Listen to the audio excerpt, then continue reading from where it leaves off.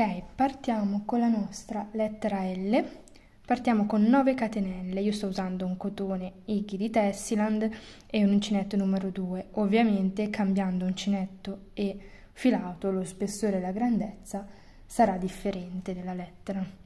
Partiamo con 9 catenelle, 1, 2. Una volta fatte le nostre 9 catenelle, nella seconda dall'uncinetto entro e proseguo con maglie basse in ciascun punto, quindi 2, 3, 4, 5, 6,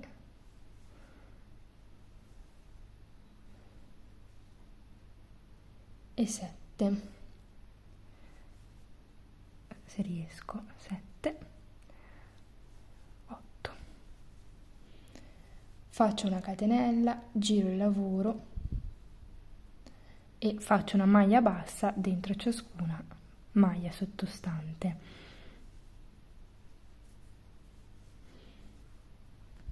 Ups. Oggi mi scappa il filo.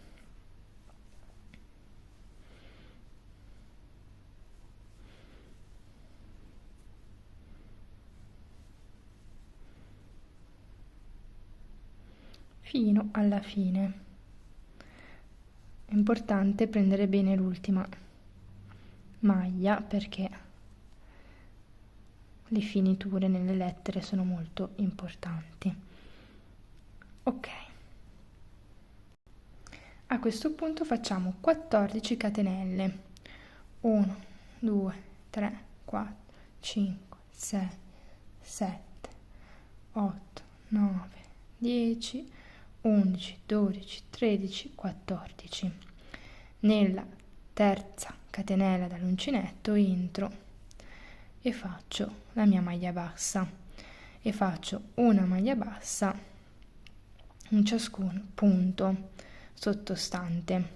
Io ho fatto 14 catenelle, calcolate sempre che 2 vi partono per fare il giro del lavoro, però si può fare anche un po' più lunga, un po' più corta, anche 10 vanno bene, 10 più 2 12. Se invece volete farla molto più lunga, allora dovete partire con più catenelle da questa, nel primo passaggio, invece che 9 magari farne 11 o 12. Insomma, le proporzioni poi vanno anche in base alle esigenze, ai gusti personali, eccetera. L'importante è capire qual è il procedimento che porta a creare la lettera, poi aggiungendo una catenella, soprattutto in questo caso che è molto regolare, aggiungendo qualche catenella o diminuendo, si possono aggiustare le proporzioni. Siamo arrivati al punto di congiungimento, entriamo semplicemente nel bordo del pezzettino che abbiamo fatto prima e facciamo le nostre 2 maglie basse in questo modo. Una catenella, giro il lavoro e di nuovo una maglia bassa su ogni punto.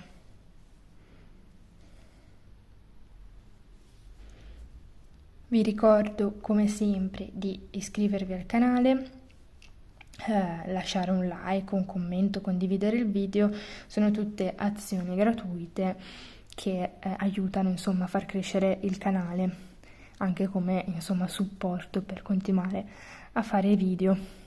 E invece chi volesse proprio sostenere tutto il progetto, insomma, che potete vedere nel primo video in evidenza nel canale, appunto, c'è anche la possibilità di abbonarsi oppure di lasciare un super grazie, che sono quegli adesivi che alla fine è come se fossero piccole donazioni, magari a anche un singolo video che vi è piaciuto particolarmente.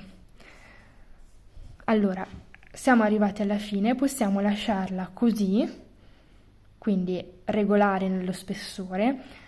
Io preferisco, mi piace un po' di più fare la parte diciamo lunga leggermente più spessa, quindi semplicemente faccio una catenella e ripeto una maglia bassa in ciascun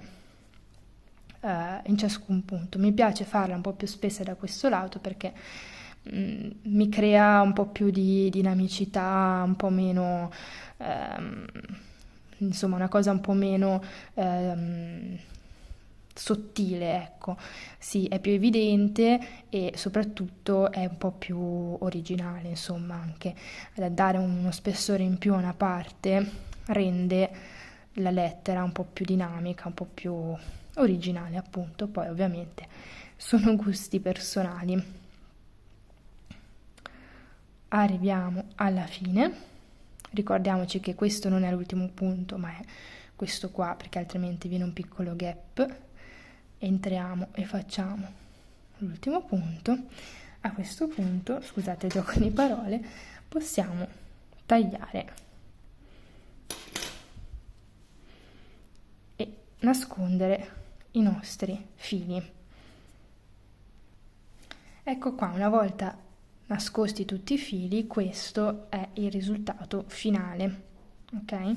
Come vedete, il fatto di avere una parte, quella più alta, un po' più spessa, dà quel tocco di originalità alla lettera. Ovviamente è gusto e potete tranquillamente non farla. Poi, vabbè, adesso è appena fatta, quindi è tutta un po' piegata, però una volta stirata e cucita rimane perfettamente in piega. Vi ringrazio come sempre di avermi seguita e buona giornata e ciao!